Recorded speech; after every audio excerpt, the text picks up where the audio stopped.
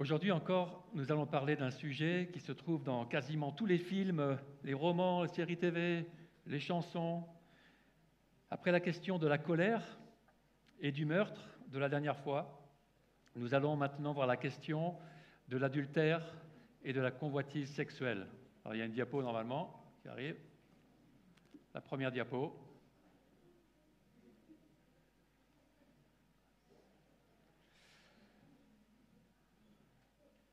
On continue de considérer l'importance de l'enseignement de Jésus dans ce qu'on appelle son sermon sur la montagne. Ce sermon, c'était le challenge de Jésus à ses disciples, le challenge. Pas comme on dit en français, le challenge. Et à tous ceux qui l'écoutaient, de comprendre comment la loi de Dieu pouvait être vécue d'une façon qui est bonne et donc en accord avec notre Créateur. Est-ce qu'il y a un problème avec le PowerPoint ou pas? Ok. Alors, en citant ici 6 commandements de la loi, des commandements qui ne proviennent pas de la loi rituelle qui a été abolie par Jésus-Christ quand il est venu, par son sacrifice, tout ça s'est accompli. Mais Jésus cite 6 commandements qui viennent de la loi morale, des commandements qui correspondent au caractère même de Dieu. Et on en est aujourd'hui à son 2e commandement. Jésus montre quel était l'état d'esprit au départ de ces commandements, et c'est un esprit qui se situe au niveau de l'intention divine, ainsi qu'au niveau des motivations intérieures de chacun, plutôt que dans des règles à suivre servilement d'une façon toute externe. Nous avons vu à travers les béatitudes du début de son sermon que ces motivations intérieures sont renouvelées pour les disciples de Jésus, qu'il leur est donné par la foi en lui d'être progressivement transformés par son esprit, l'esprit qui vient en nous, en eux, pour devenir capables de vivre en adéquation même avec le cœur de Dieu, par son esprit. Mais ce n'est pas automatique. La venue de l'esprit ne suffit pas pour que notre vie soit changée. Elle est primordiale, mais ça ne suffit pas. Il faut aussi que chacun marche selon cet esprit, selon son esprit, qu'on vive par son esprit, ce qui implique une maîtrise des pulsions charnelles, des pulsions qui continuent à nous habiter.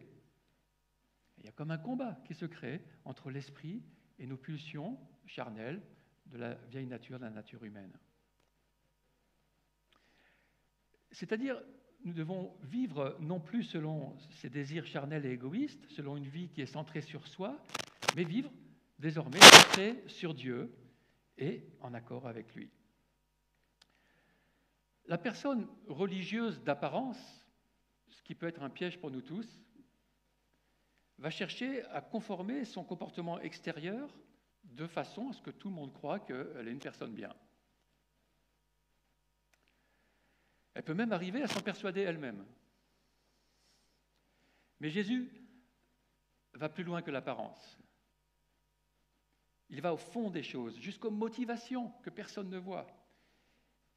Et ces motivations-là doivent être amenées au jour pour les aligner avec ce que Dieu veut. Et nous lisons ainsi en Matthieu 5, 27. Super.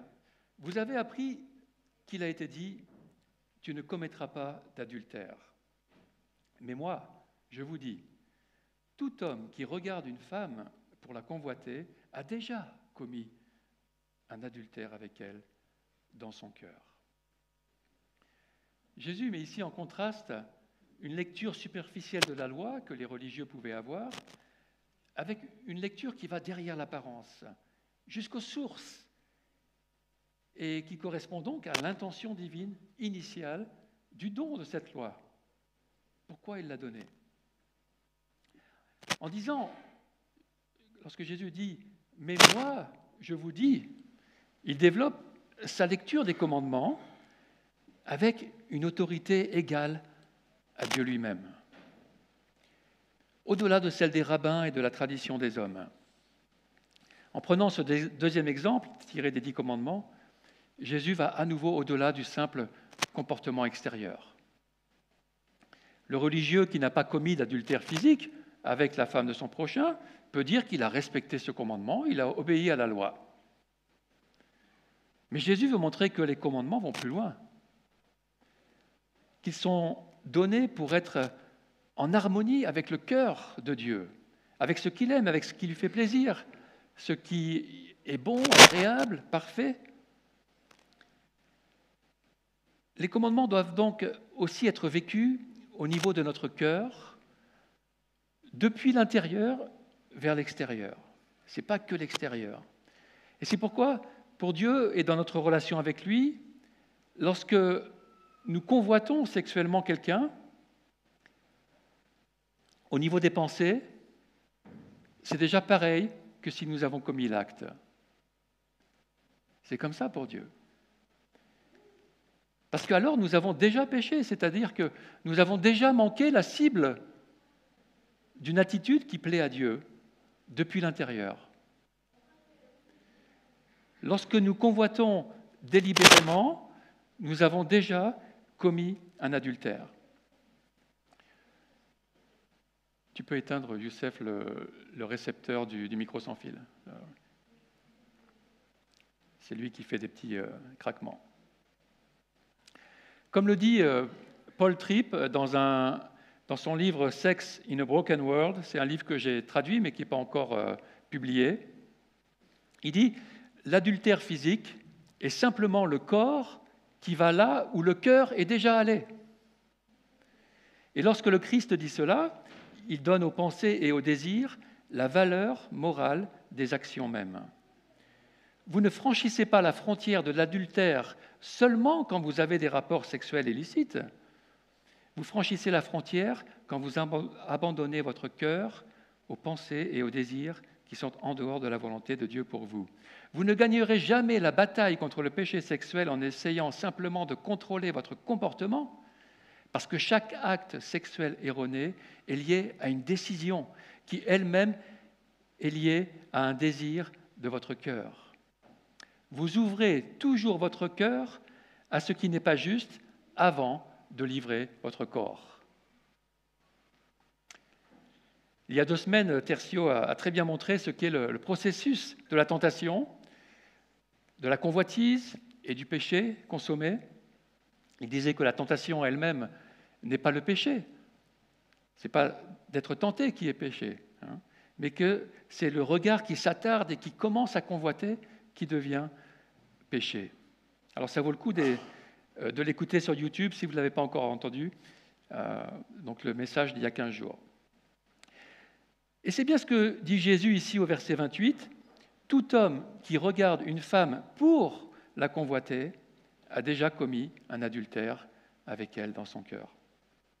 Alors on ne peut pas s'empêcher de regarder ou d'imaginer un homme ou une femme, ni empêcher d'être attiré par elle ou par lui, mais c'est comment on regarde qui est important. Là où le regarde-t-on avec désir, comme quelque chose à posséder, pour ce que nous pouvons en recevoir, ou alors comme une personne à part entière, avec son passé, son présent, ses espérances, au-delà de l'attirance sexuelle que nous pourrions éprouver.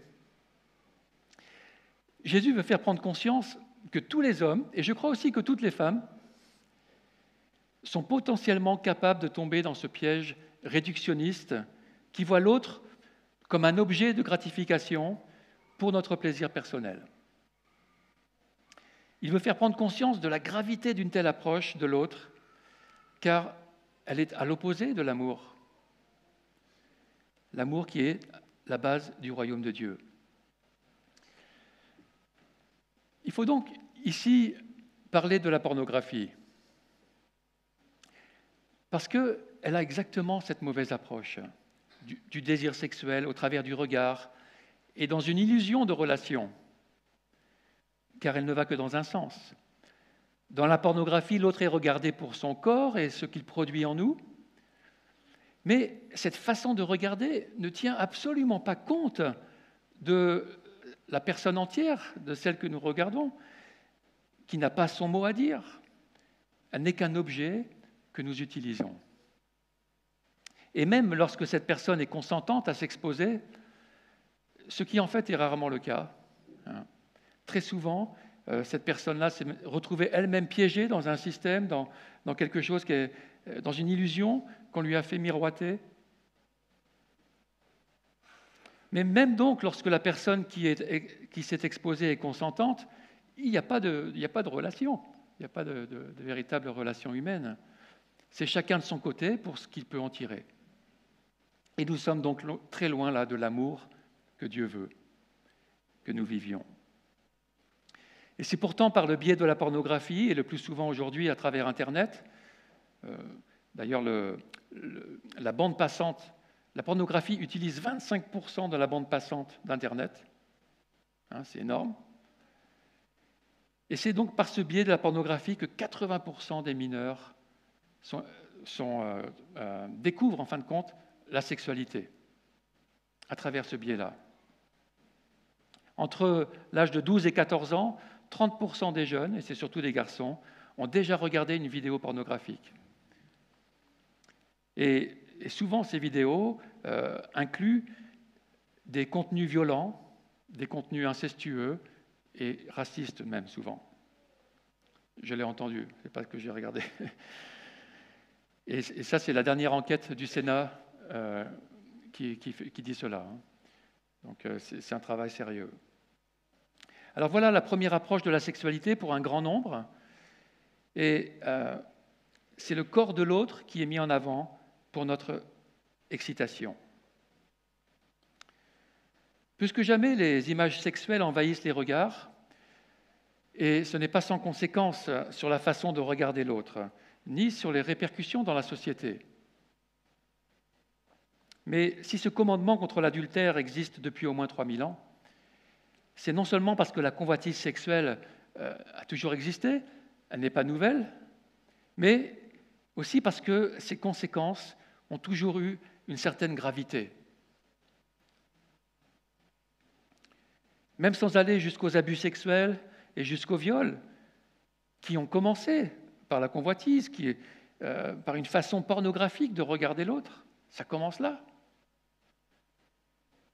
Cette gravité de la convoitise de l'autre, Jésus l'exprime comme étant la transgression de 2 des 10 commandements, l'adultère et la convoitise.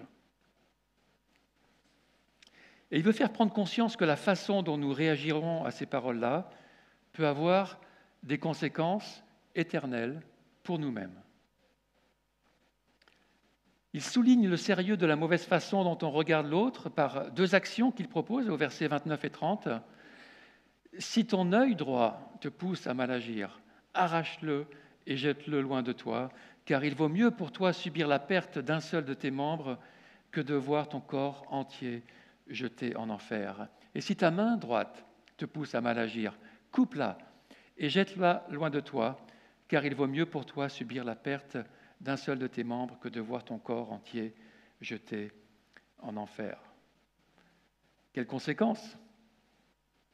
Bien sûr, Jésus s'exprime ici d'une façon moyenne-orientale, classique, d'une manière hyperbolique, c'est-à-dire en exagérant les traits pour mieux faire ressortir la gravité et l'importance de son enseignement. Car bien sûr, même si on arrache un œil, il reste toujours l'autre. Si on coupe une main, il reste toujours l'autre. On peut toujours continuer à convoiter et à toucher. Et s'il parle de l'œil droit et de la main droite, c'est sûrement pour dire celui qui est le plus important, la majorité des gens étant droitiers et ayant un œil directeur droit. L'idée, c'est que même de perdre ces membres-là, l'œil qui sert à bien viser, la main qui sert à bien appréhender, eh bien, c'est moins important que de perdre le corps tout entier pour l'éternité.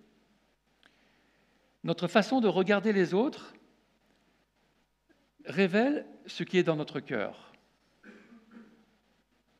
Cela révèle si nous cherchons à aimer l'autre et si notre prochain, l'autre, s'il est important pour nous, ou si nous vivons pour nous-mêmes, l'autre n'étant plus vu que comme un moyen ou même comme un empêchement d'assouvir nos désirs. Bien sûr, comme pour tout autre péché, notre nature charnelle prend beaucoup de plaisir à ce regard de convoitise. Notre vieille nature utilise ce qui est bon, ce que Dieu a créé, comme la sexualité, comme la nourriture, comme les possessions, pour en avoir toujours plus et pour notre jouissance égoïste. Nous avons du plaisir à regarder quelqu'un d'attractif, et c'est pourquoi nous sommes enclins à prolonger ce moment et à recommencer. Et d'ailleurs, la pornographie peut devenir une véritable addiction, comme pour la drogue. Et ce n'est pas pour rien si l'industrie pornographique génère des milliards, comme le trafic de la drogue.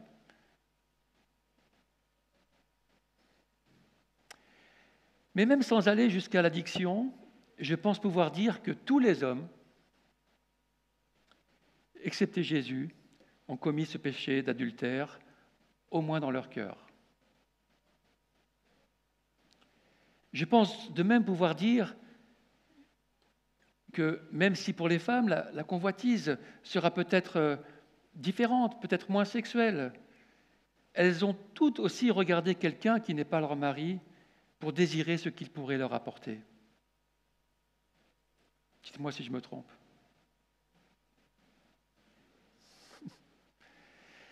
Mais nous ne voulons pas nous reconnaître coupables, n'est-ce pas? Ça nous met mal à l'aise. Alors nous avons tendance à mettre la faute sur les autres ou sur un manque que nous avons et puis qui justifierait notre façon de regarder. Et nous ne sommes même pas conscients que c'est notre façon de regarder l'autre qui pose problème. Et pas conscients non plus que notre façon de regarder reflète la façon dont on pense. Les mots « si ton œil droit te pousse à mal agir » sont littéralement « si ton œil droit te fait chuter ». C'est-à-dire si ta façon de regarder devient un piège dans lequel tu es attrapé ou un obstacle sur lequel tu chutes. Ce n'est pas l'autre qui est responsable de nos mauvaises pensées ou de notre mauvaise conduite. C'est nous-mêmes. Notez bien que Jésus ne dit pas que c'est la personne convoitée qui doit changer, mais c'est celle qui convoite. C'est son œil, sa façon de regarder qui est remise en question, une façon de regarder qui peut conduire à mettre ensuite la main, c'est-à-dire à consommer la relation physique. Mais nous sommes enclins à faire porter à l'autre la responsabilité de nos actes et de nos pensées. En cela, il est significatif de voir l'attitude des scribes et des pharisiens face à un adultère au chapitre 8 de l'évangile de Jean. Et nous lisons en verset 3, « Alors les spécialistes de la loi et les pharisiens amenèrent une femme surprise en train de commettre un adultère. Ils la placèrent au milieu de la foule et dirent à Jésus, « Maître, cette femme a été surprise en flagrant délit d'adultère. Moïse, dans la loi, nous a ordonné de lapider de telle femme. Et toi, que dis-tu » Il disait cela pour lui tendre un piège, afin de pouvoir l'accuser. Mais Jésus se baissa et se mit à écrire avec le doigt sur le sol. Et comme il continuait à l'interroger, il se redressa et leur dit « Que celui d'entre vous qui est sans péché jette le premier la pierre contre elle. » Puis il se baissa de nouveau et se remit à écrire sur le sol. Quand ils entendirent cela, accusés par leur conscience, ils se retirèrent un à un, à commencer par les plus âgés et jusqu'au dernier. Vous avez sûrement remarqué que déjà, s'ils ont surpris cette femme en train de commettre un adultère, elle se trouvait donc avec quelqu'un d'autre, avec un homme. Et pourtant, ils n'amènent que la femme. Et c'est comme si, en faisant cela, ils disaient que c'était seulement elle la responsable. Pareil, lorsqu'ils disent que la loi ordonne de lapider de telle femme, si on regarde la loi, elle ordonne de lapider l'homme aussi. Pour eux, le péché vient de l'extérieur et donc de la femme. C'est logique. Et ils ne sont pas les seuls à penser ainsi. En faisant des recherches sur l'adultère, je suis tombé sur un site musulman qui parlait de l'adultère féminin. La question se posait s'il fallait alors divorcer une telle femme. J'étais donc curieux et j'ai cherché sur leur site ce qu'ils disaient sur l'adultère masculin, parce que c'était un site qui disait qu'il avait les réponses sur beaucoup de choses.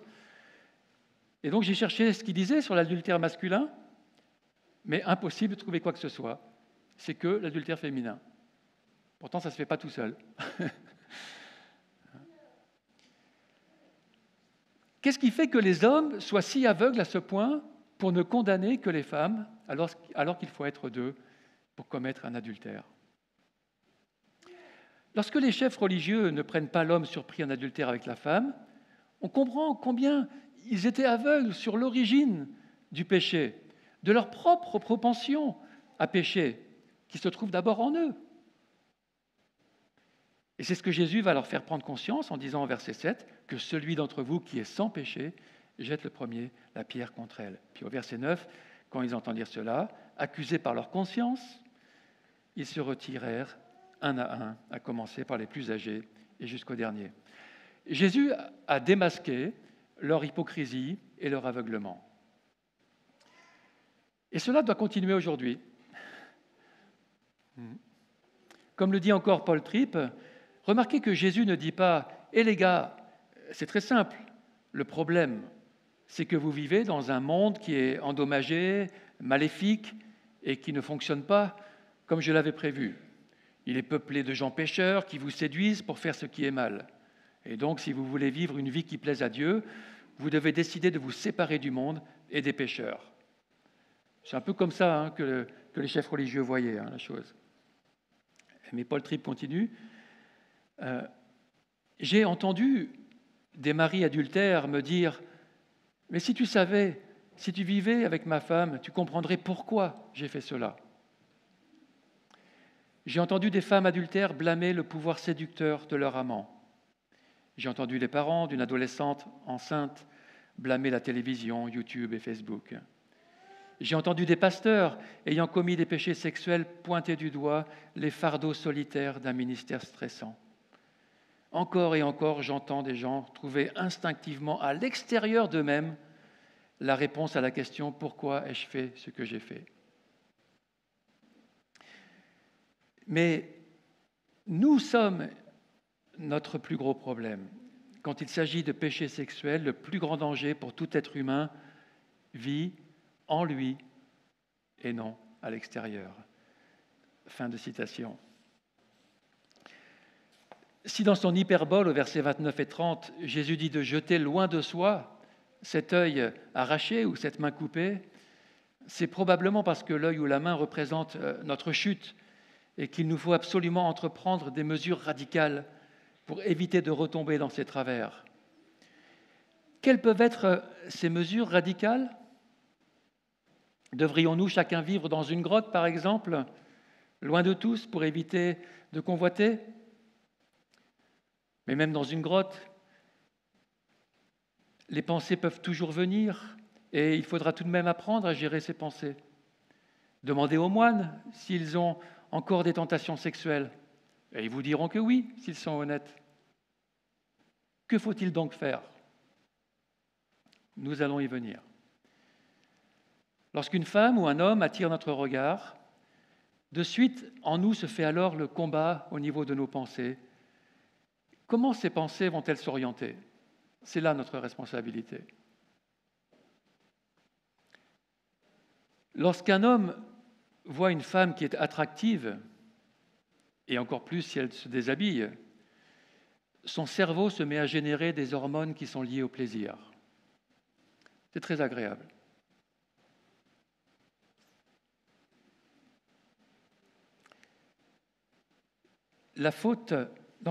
C'est un phénomène naturel que Dieu a placé dans les humains pour qu'ils aient envie d'avoir des relations sexuelles, pour qu'ils se reproduisent. La faute viendrait donc telle de Dieu ? Viendrait-elle de Dieu ?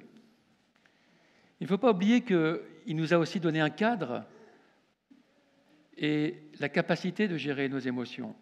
Le problème vient lorsque nous voulons faire prolonger ce plaisir dans un cadre autre que celui du mariage, qui est le lieu où on devient une seule chair. C'est ce cadre que Dieu nous a donné pour bien vivre ce plaisir que lui-même a mis en place. J'aime bien cette image qui compare la relation sexuelle à un feu dans un foyer. Tant qu'il reste dans le foyer, dans le double sens du mot, de l'âtre et du couple, le feu est alors une très bonne chose. Il fait du bien. Mais dès que le feu sort du foyer, que les relations sexuelles sortent du couple marié, alors il produit des dégâts. En dehors du cadre, la relation sexuelle devient un adultère. Une personne avec laquelle nous n'avons pas de contrat pour devenir une seule chair est mise à cette place. Toutes sortes de problèmes en dériveront parce que nous n'avons pas été créés pour ça. Et c'est alors une relation sexuelle que Dieu désapprouve. Et si Dieu la désapprouve, cela nous écarte de lui. Cela nous écarte de son royaume et de la vie éternelle. Et c'est là que nous revenons à ce que Jésus appelle l'enfer, à la fin des versets 29 et 30. Cet enfer, c'est plus littéralement la géhenne, ce lieu où brûlaient les détritus. Nous avions dit dans le message précédent concernant la colère destructrice que pour Dieu, cette colère est de la même nature qu'un meurtre et qu'elle nous destine à l'enfer car elle n'est pas une attitude d'amour. Le royaume de Dieu étant un royaume d'amour, un comportement qui manque d'amour n'en est pas digne. Il nous exclut de ce royaume. Or, la source de la vie ne se trouve qu'en Dieu. Si on s'écarte de lui, on se dirige ultimement vers la mort éternelle. Et je crois que c'est ce que Jésus veut que nous comprenions lorsqu'il utilise l'image de l'enfer. Certains disent que c'est une souffrance sans fin, et certains passages semblent aller dans ce sens, l'âme étant vue comme étant éternelle, mais je n'en suis pas si sûr. Ils sont peut-être des passages qui sont exprimés d'une façon hyperbolique. Parce que d'autres passages peuvent aussi nous laisser entrevoir une destruction entière de la personne au bout du compte après le jugement éternel, le jugement dernier.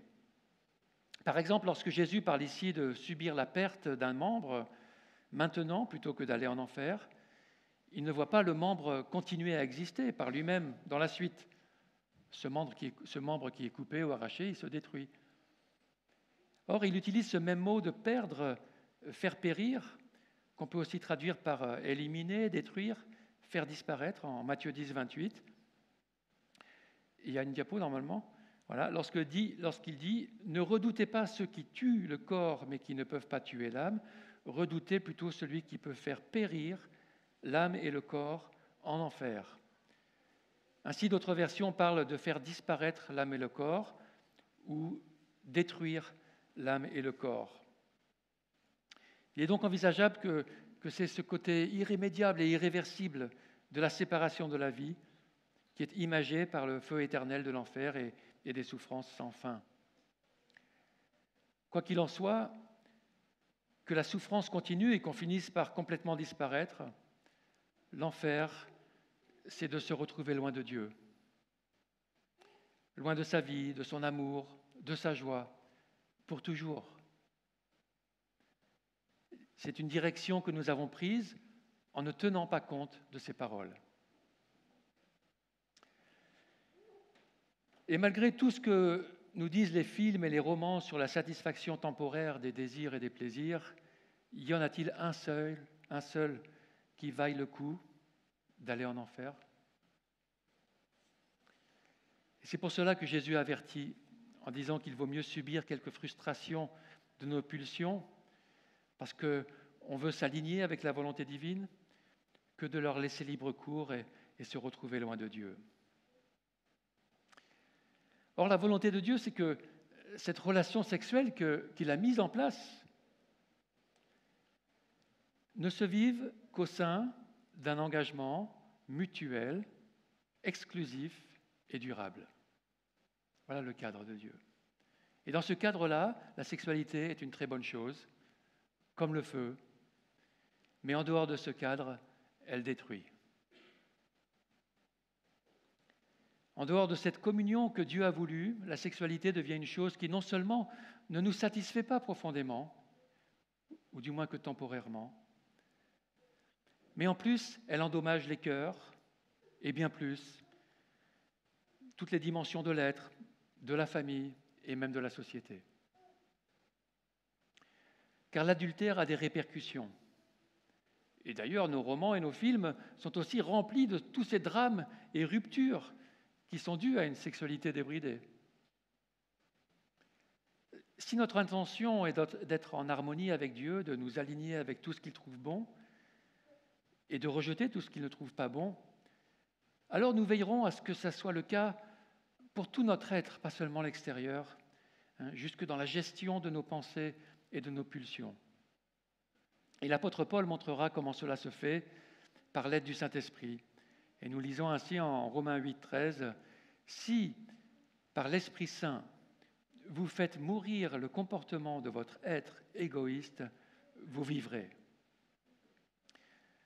Nos membres ne doivent pas être mis au service du péché, mais au service de ce qui est bon et pur. Et il développe cela, Paul, en Éphésiens 4, 17. « Voici donc ce que je dis et ce que j'affirme dans le Seigneur.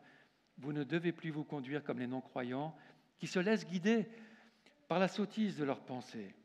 Ils ont l'intelligence obscurcie, ils sont étrangers à la vie de Dieu à cause de l'ignorance qui est en eux, à cause de l'endurcissement de leur cœur. Ils ont perdu tout sens moral et se sont livrés à la débauche pour commettre avec avidité toutes sortes d'impuretés. Mais vous, ce n'est pas ainsi que vous avez appris à connaître Christ. Si du moins c'est lui que vous avez écouté, et si c'est en lui que vous avez été enseigné conformément à la vérité qui est en Jésus.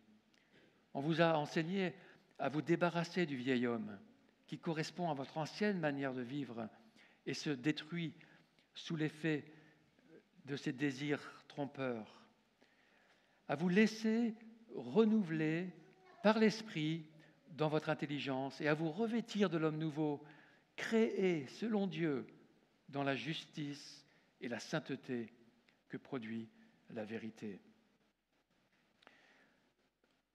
Nous savons que la base, le fondement de la volonté de Dieu, c'est qu'on l'aime et qu'on aime notre prochain.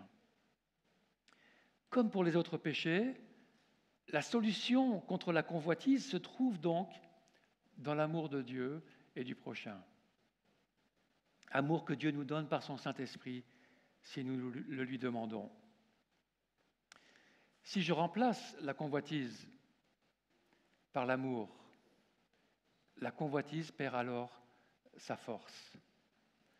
Si au moment de la tentation, je cherche plutôt le bien de l'autre, si je prie pour lui ou pour elle, dans ce combat qui est en train de se vivre dans nos pensées, si je choisis le bien de l'autre, de prier pour lui ou pour elle, mes pensées sont alors transformées et je cherche alors beaucoup moins à profiter de l'autre.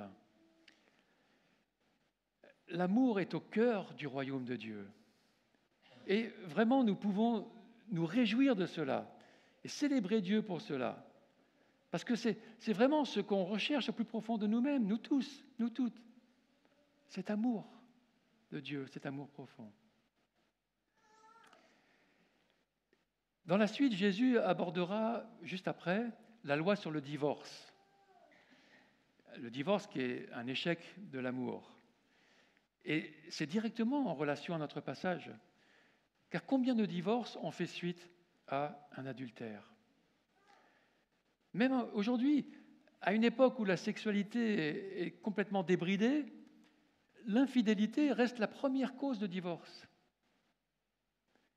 Parce que l'infidélité fait mal, parce qu'elle détruit la confiance, elle détruit l'unité du couple, parce qu'elle montre que l'amour auquel nous aspirions n'est plus là. L'infidélité découverte, qui représente un tiers des causes de divorce, correspond à des adultères qui sont consommés, qui sont découverts. Mais bien sûr, on ne tient compte ni des infidélités qui n'ont officiellement pas été la cause du divorce, même si c'est simplement parce que ça n'a pas été mis en avant, ni les adultères du cœur, invisibles pour la plupart, mais qui sont quand même plus ou moins ressentis par le conjoint. Tous ces dommages expliquent en partie pourquoi Jésus met sérieusement en garde contre l'adultère. Cela est même prolongé avec l'autre commandement que Jésus fera suivre après le divorce, celui de respecter son oui, que ton oui soit oui. Le fait de respecter son engagement initial qui est bafoué par l'adultère. J'imagine que là maintenant, après avoir entendu toutes ces paroles, aucun d'entre nous ne désire commettre un adultère. Mais la tentation va se représenter. Et rien ne servira alors d'accuser la tenue des femmes ou celle des hommes pour se déresponsabiliser. Il est vrai qu'une poitrine ou des muscles bien visibles ou bien moulants attirent le regard. Mais on ne peut pas vraiment changer la société. Ces situations arrivent partout aujourd'hui. Et aussi, on peut être tenté sexuellement, même envers une personne qui s'habille normalement. Et même si on peut éviter certains médias, si on peut éviter certains lieux à caractère explicitement pornographique, il nous faut quand même apprendre à gérer les suggestions sexuelles qui nous viennent de partout et aussi notre propre propension à une convoitise sexuelle. Et même si on imaginait une société à la talibane, une femme sous une burqa ou un homme sous une tunique, ils peuvent aussi devenir un objet de convoitise. Ne croyons pas que la convoitise soit absente, ni l'adultère, des pays qui imposent de se couvrir davantage. Car la convoitise vient du cœur. La convoitise vient de celui ou de celle qui convoite, avant tout. Et d'ailleurs, Jésus dit bien dans son hyperbole des versets 29-30 que c'est à la personne elle-même de s'arracher l'œil ou de se couper la main, ce n'est pas à quelqu'un d'autre de le faire, montrant que cela doit être une démarche qui vient premièrement de nous et pas des autres, parce que le problème vient de nous. Si ton œil ou ta main sont une occasion de chute, c'est parce qu'ils sont le point de contact entre le convoiteur et le convoité. La façon de regarder, c'est la façon dont tu penses. Et c'est surtout cette orientation du cœur qui intéresse Dieu, car le cœur précède le comportement. Alors je termine rapidement avec la solution de Dieu à notre convoitise. Et comme toute la vie chrétienne, cette solution se fait à travers la bonne nouvelle du salut en Jésus-Christ. Car cette bonne nouvelle, l'Évangile, c'est plus qu'une offre de pardon. Avec le pardon, Dieu offre de changer nos cœurs, de les renouveler à travers son esprit, pour qu'on soit en mesure de vivre selon son amour et sa volonté. Et bien heureusement, la grâce pour entrer dans la vie chrétienne et la maîtrise de soi pour la vivre nous sont accordées lorsque nous plaçons notre foi, notre confiance en Jésus-Christ. Ce sont des cadeaux inestimables avec la vie éternelle qui va avec. Donc que notre discipline radicale, lorsque nous sommes tentés de convoiter, soit donc de chercher à aimer Dieu et notre prochain, au lieu d'abonder dans le sens de nos pulsions charnelles. Et si nous avons chuté, retournons à la grâce de Dieu, redemandons-lui son esprit et son amour pour marcher en nouveauté de vie. Jésus est venu pour nous sauver du péché et de l'enfer. Marchons dans son salut. Il est venu par amour et pour l'amour. Marchons dans son amour. Notre regard et notre destinée en seront changés. Amen. Pendant que les musiciens reviennent, je vais prier. Seigneur, ces paroles, Seigneur Jésus, ces paroles contre l'adultère, contre la convoitise, Ce sont des paroles qui, tu le sais bien, aujourd'hui sont à contre-courant. Mais nous comprenons que ces paroles viennent du désir de ton cœur. C'est pour la protection de ce qui est bon. Pour qu'on puisse vivre en harmonie avec toi. Merci de ces paroles pour nous faire prendre conscience de cela, Jésus.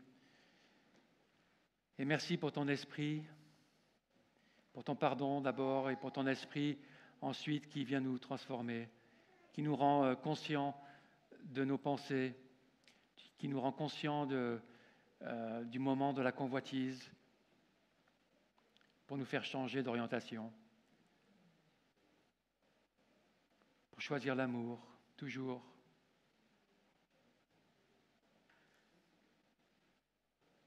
Merci pour ton règne d'amour, notre Dieu, un règne qui est éternel.